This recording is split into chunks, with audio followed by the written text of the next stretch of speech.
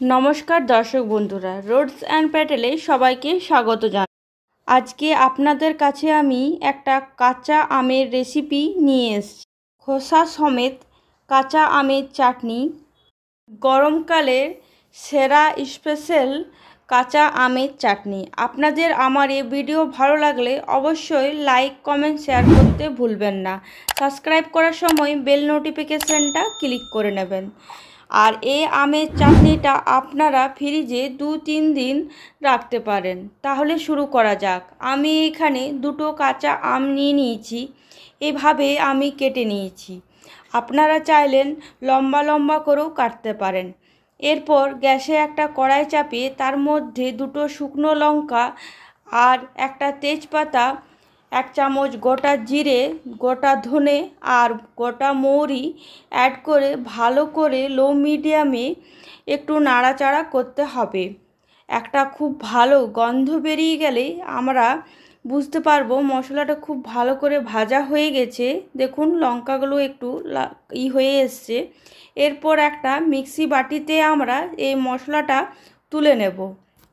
এরপর গ্যাসে 1 চামচ তেল অ্যাড করে ছোটো চামচে 1 চামচ কালো জিরে আর ছোটো চামচে 1 চামচ গোটা জিরে, দুটো শুকনো লঙ্কা আর একটা তেজপাতা দিয়ে ভালো করে নাড়াচাড়া করে নেব।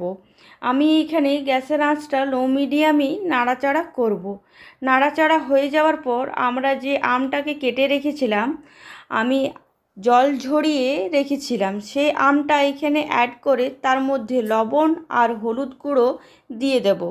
দেওয়ার পর খুব ভালো করে নাড়াচাড়া করব একটু হাই ফ্লেমে। ভালো করে নাড়াচাড়া হয়ে গেছে, গ্যাসের আঁচটা লো করে নিয়েছি।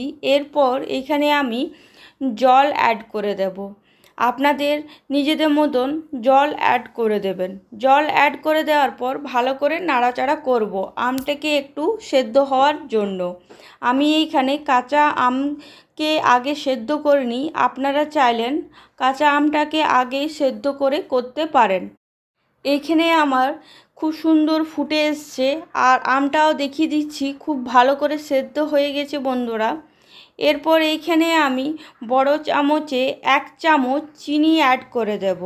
চিনি অ্যাড করে দেওয়ার পর যে গুঁড়ো মশলাটা আমরা তৈরি করলাম, সে মশলাটা বড় চামচে 1 চামচ অ্যাড করে ভালো করে নাড়াচাড়া করব। নাড়াচাড়া করব চিনিটা যতক্ষণ পর্যন্ত আমাদের গলে না যায়। দেখুন বন্ধুরা, চিনিটা গলে গেছে আর খুব ভালো করে ফুটে গেছে। এরপর আমি একটা পাত্রে নামিয়ে দেব। আপনারা চাইলেন ঠান্ডা হয়ে গেলে ফ্রিজে